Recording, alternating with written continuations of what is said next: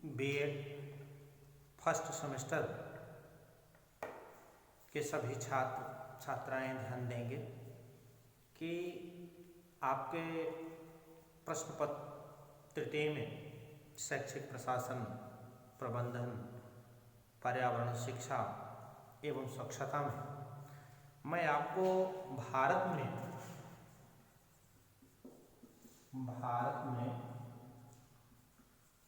शिक्षा प्रशासन पढ़ा रहा था, जिसमें आज हम आपको राष्ट्रीय शिक्षा नीति 1986 पढ़ाएंगे। राष्ट्रीय शिक्षा नीति 1986। जब भी कभी नवचेतना की आवश्यकता प्रतीत हुई, तभी शिक्षा में सदैव एक महत्वपूर्ण भूमिका निभाई गई। हम 21वीं सदी में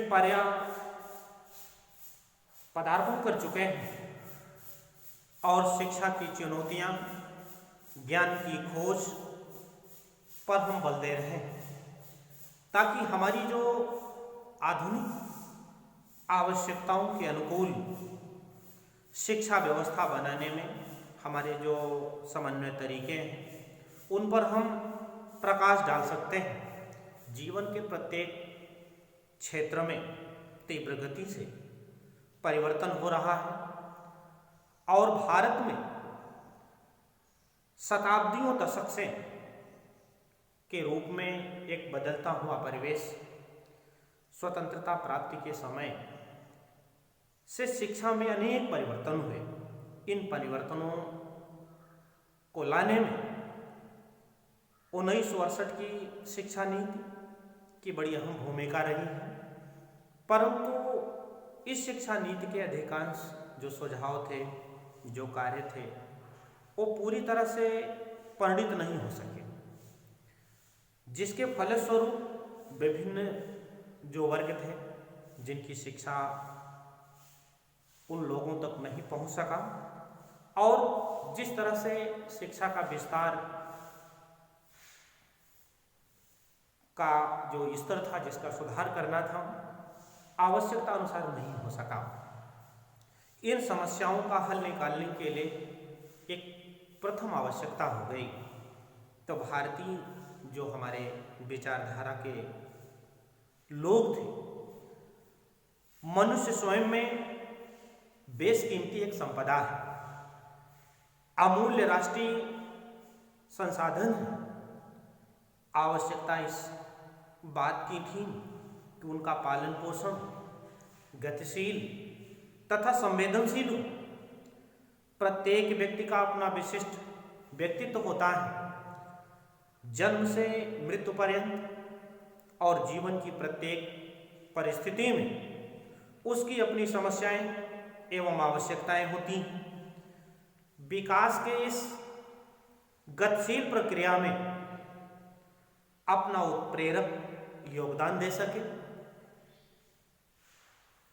आज भारत राजनैतिक तथा सामाजिक दृष्टि से ऐसे दौर से गुजर रहा है जिसमें परंपरागत मूल्यों का ह्रास का खतरा पैदा हो गया है और समाजवाद, धर्मनिरपेक्षवाद, लोकतंत्र, व्यावसायिक नैतिकता के लक्ष्यों की प्राप्ति में बराबर बाधाएं आ रही हैं।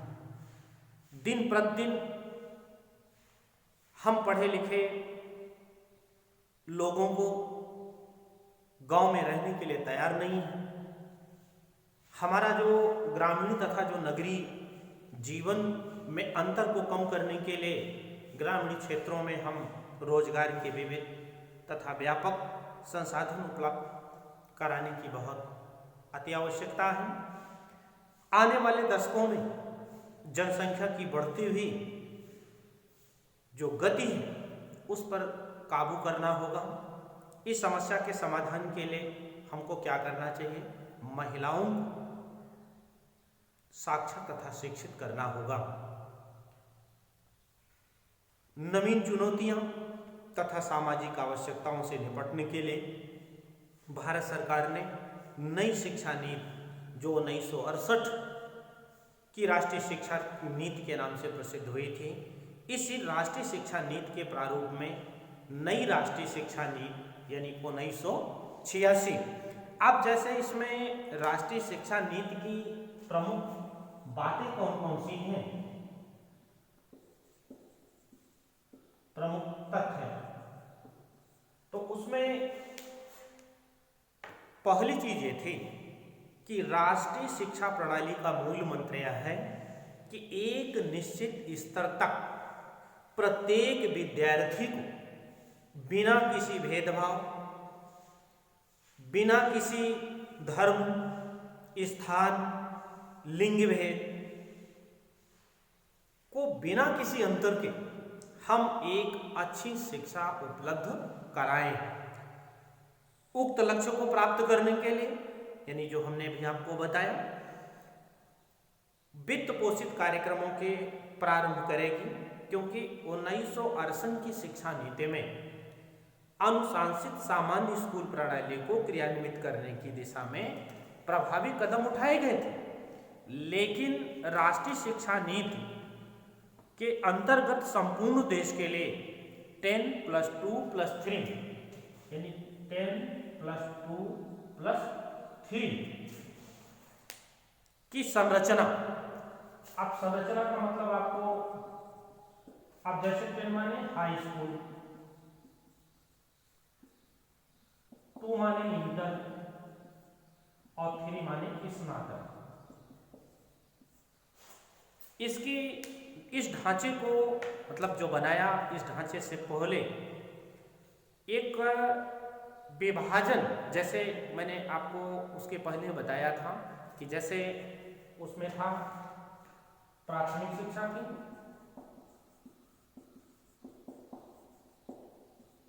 और मिडिल शिक्षा थी, हाई स्कूल था, फिर इंटर था, इस तरह से था।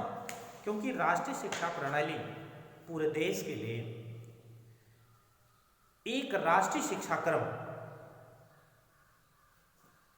के ढांचे का आधारित होना है।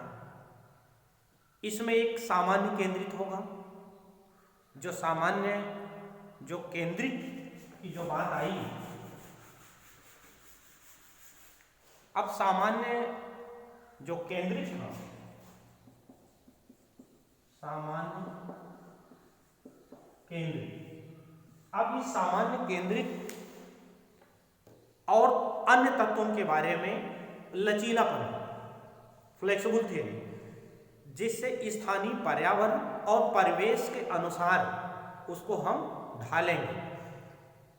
क्योंकि सामान्य केंद्रीकरण में यह था कि जैसे हमारा जो भारतीय स्वतंत्रता आंदोलन का इतिहास हुआ, संवैधानिक जिम्मेदारियां हुई, राष्ट्रीय अस्मिता हुई, से संबंधित जो तत्व होंगे और इन तत्वों को इस प्रकार से संजोया जाए जिससे हमारी राष्ट्रीयता की जो मूल्य है उसको विकसित किया जाए। और जब हम राष्ट्रीय मूल्य को, अब जैसे राष्ट्रीय मूल्य माने आप समझते होंगे कि राष्ट्रीय मूल्य किसे कहते हैं।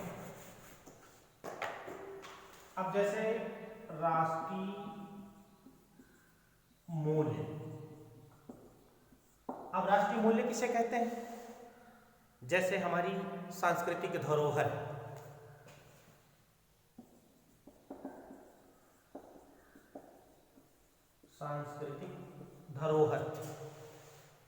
सांस्कृतिक धरोहर हुई, लोकतंत्र हुआ, धर्मनिरपेक्षता हुई, स्त्री पुरुषों के बीच समानता हुई, पर्यावरण का संरक्षण हुआ, सामाजिक अवरोधों को दूर करना है, सीमित परिवार का महत्व बताना है, तथा वैज्ञानिक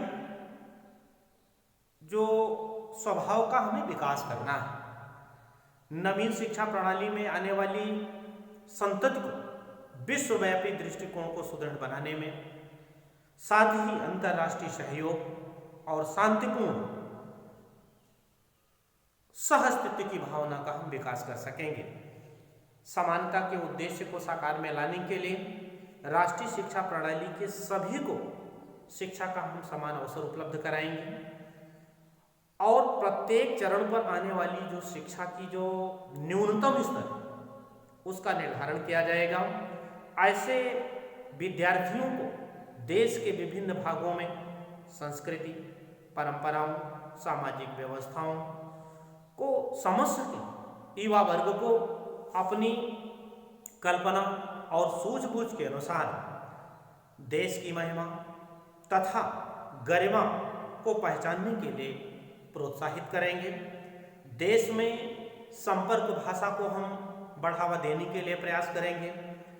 उच्च शिक्षा को सामान्य या खास तौर पर तकनीकी शिक्षा प्राप्त करने की योग्यता रखने वाले संस्थाओं में उनमें एक ताना बाना जिसको हम आप बोलते हैं उसमें स्थापित करेंगे और शोध, विकास, विज्ञान, तकनीकी इन सब भी के द्वारा हम देश में एक ऐसी संस्थाओं को डेवलप करेंगे जिससे हमारे राष्ट्रीय महत्व की जो परियोजनाएं हैं उनमें भाग ले सके। जैसे आजीवन शिक्षा प्रक्रिया का मूलभूत लक्ष्य है सार्वजनीन साक्षरता, उनका अभिन्न अंग जैसे युवा वर्ग हुआ, गृहिणी हुई, किसान हुए, मजदूर हुए, व्यापारी हुए आदि को अपनी पसंद व सुविधा के अनुसार अपनी शिक्षा जारी करने का अवसर प्रदान किया जाएगा। इसलिए भविष्य में ओपन शिक्षा यानी खुली शिक्षा, दूरस्थ शिक्षा राष्ट्रीय शिक्षा प्रणाली के महत्वपूर्ण होंगे, क्योंकि शिक्षा के पुनर्निर्माण के लिए, शिक्षा में असमानताओं को कम करने के लिए, माध्यमिक शिक्षा या सार्वजनिकरण के लिए जैसे प्रौढ़ साक्षरता, वैज्ञानिक या प्रौद्योगिकी शिक्षा के लिए तथा अन्य प्रकार के लक्ष्यों को जुटाने के लिए हमारी जो शिक्षा नीति होगी उसका एक क्रियान्वयन होगा। इन सब को जो हमारी जो संस्थाएं होंगी जो राष्ट्रीय शिक्षा प्रणाली के विकास में महत्वपूर्ण भूमिका अदा करेंगे, जैसे विश्वविद्यालय अनुदान आयोग, अखिल भारतीय तकनीकी शिक्षा परिषद, भारतीय कृषि अनुसंधान परिषद, भारतीय चिकित्सा परिषद, राष्ट्रीय शैक्षिक अनुसंधान एवं प्रशिक्षण परिषद, राष्ट्रीय विश्वविद्यालय शैक्षिक नियोजन तथा प्रशासन, अंतर्राष्ट्रीय विज्ञान एवं प्रौद्योगिकी शिक्षा संस्थान, इस तरह की ये जो संस्थाएं हैं ये राष्ट्रीय शिक्षा नीति को लागू करने की कार्य करेंगी, जिसमें ये जो शिक्षा होगी वो राष्ट्रीय शिक्षा 1986 की नीतियों का जो क्रियान्वयन होगा वो हमारे देश में लागू करेंगे।